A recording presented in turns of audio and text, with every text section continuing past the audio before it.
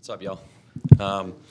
Appreciate you guys coming out. Obviously, let me pull this up. Obviously worked through the last few weeks getting these coordinators in place. We're pumped and excited to kind of fill out this staff over the next few days. So, fire away.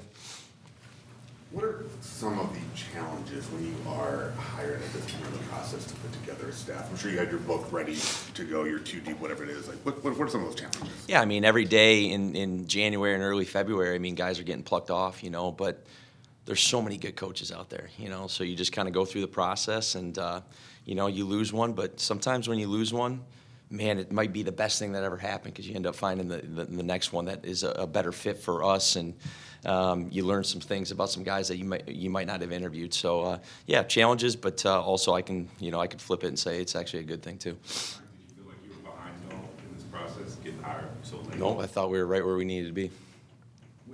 With Nick, obviously he was already here.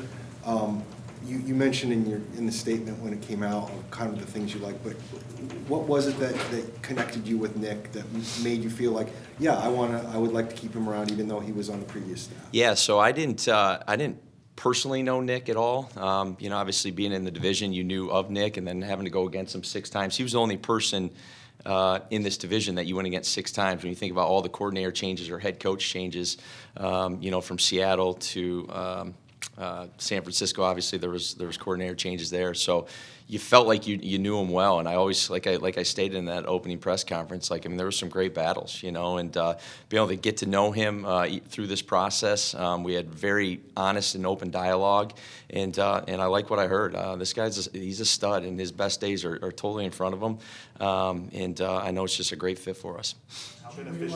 How beneficial is it just to have a guy who's already been here and been able to go through? Yeah, he knows these guys, so it's not only just from a defensive perspective, it's been good to just pick his brain from an offensive perspective too about some of these guys, so and the coaches and the people around the building. So that's been great. And again, his focus is literally, this guy loves ball. Loves to work out, and he loves ball, and he loves his family too, which is a huge priority for me as well.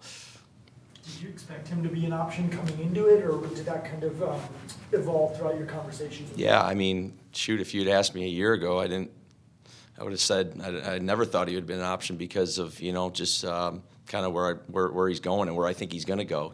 So the fact that had the ability to retain him and grow and learn with him as we build this thing the right way, pretty pumped. With Nathaniel Hackett coming in as the offensive coordinator, you've been that role with someone else calling the plays. Now you're going to call the plays. What does that role include for an offensive coordinator? It's setting the table, setting the menu, having just great energy around the building, having great communication when I'm doing stuff with the defense, when I'm doing stuff with Monty, when I'm doing stuff just around the building. So it's one of those things, when you're a play calling head coach, it's like you always get asked what's the order of the most important coaches. Well, they're all important.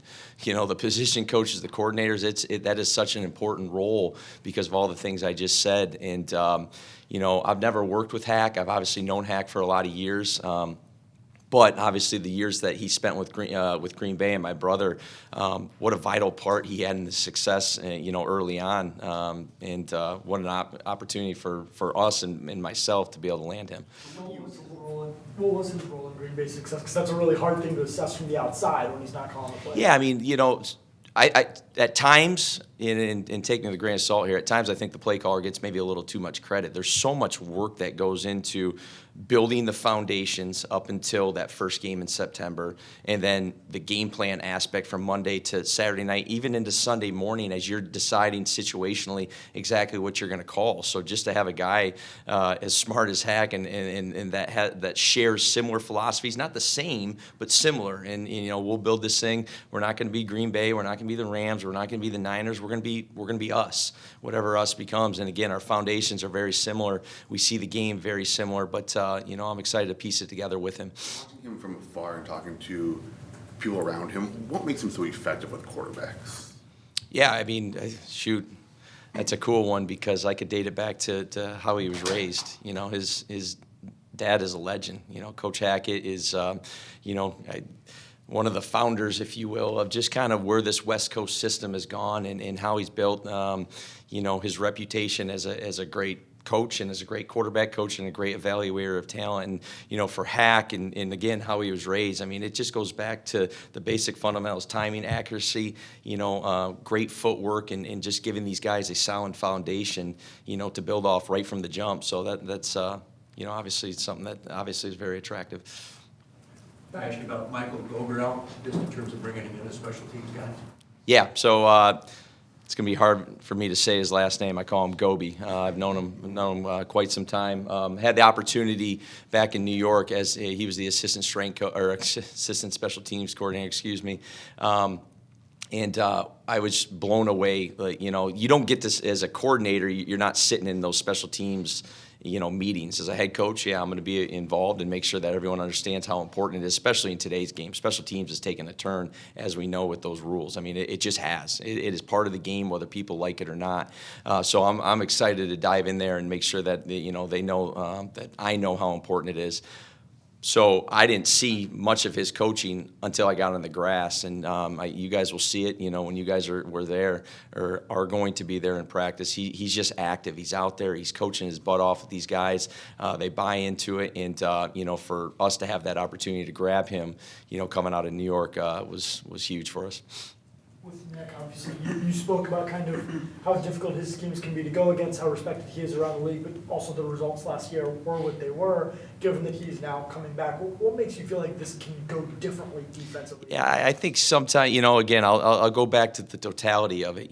The improvements from 23 to 24. I mean, I've been on record. I mean, they got after us good. Obviously, in week 2 out here was one of the more embarrassing losses I've ever been a part of.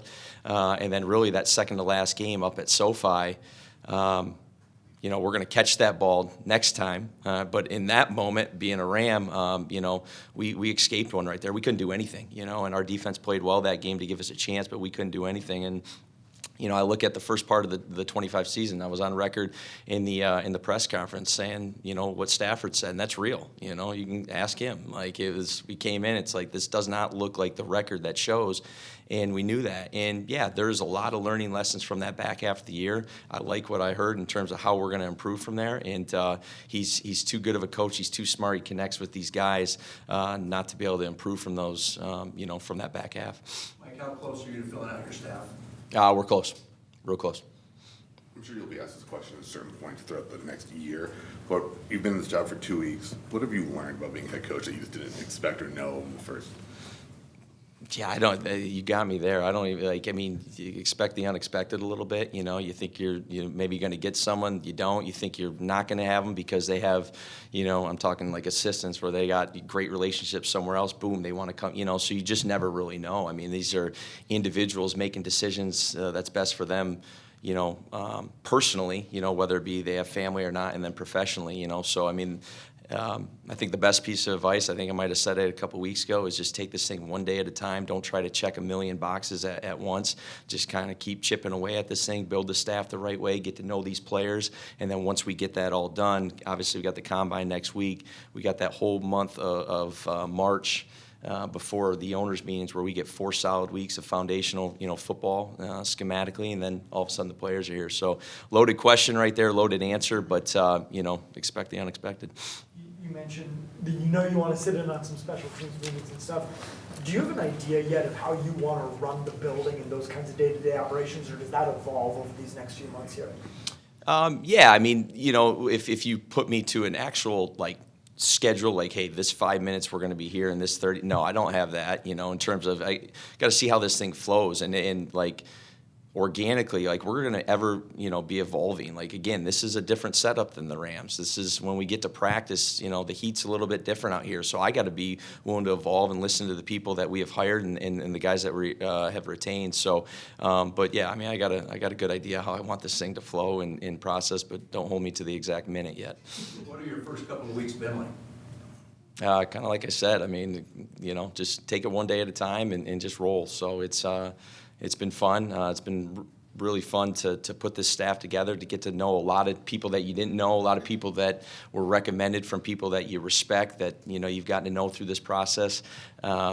Coolest part is just getting to know these players, though. It's been awesome, and we got some really cool ones. What's been the buy-in from guys who are returning from the previous staff that you're retaining with your staff? Yeah, I mean, from, at least face to face, it's been great. Again, I have two things with coaches: character and capacity. And the guys that were retained have high character. The guys that were retained have high capacity. And so that was evident. You can get into the loyalty thing and all those kind of things. Again, I'm just going to be myself and have honest and open dialogue and conversations with these guys like I have. We're going to hold ourselves to a standard as coaches first. It'll start with me, obviously, and then we'll hold our staff to a standard, which will trickle down to those players. Nathaniel, I think it's fair to say that his offenses have been more successful at stops where he was not the play caller than at stops where he has been the play caller. Is there a reason that you can see why that's been the case for his teams? Yeah, I mean, I think there's so many factors in success and not. Like, it's like, define success. I get what you're going to say, well, wins and losses. Well, I could say sometimes it's a little bit more than that with the variables that are placed in the NFL. So he's been very successful. He's very, thought of, particularly within our profession. And there's not if you guys believe one thing from this press conference, it is literally, I wanted him and nobody else, and he's here. Nick has multiple years of play calling experience, so does Nathaniel on top of the head coaching experience. How important was that kind of experience aspect? Yeah, it's sweet. Yeah, no, it's great. I mean, it's different when it's your first time and you're pushing that button. Sometimes in that first preseason game, you don't even know how to push the button and talk to the mic backer, the green dot, and the quarterback. So that's a huge deal. It's not the end all be all. There's a lot of first time play callers that are awesome. So but to have that experience, just like in any other thing, whether they're the play caller, whether they're a coach in a position, experiences like in all walks of life is huge. Mike, as y'all get closer to the combine and obviously free agency after that, when do you guys expect to make a decision on Kyler?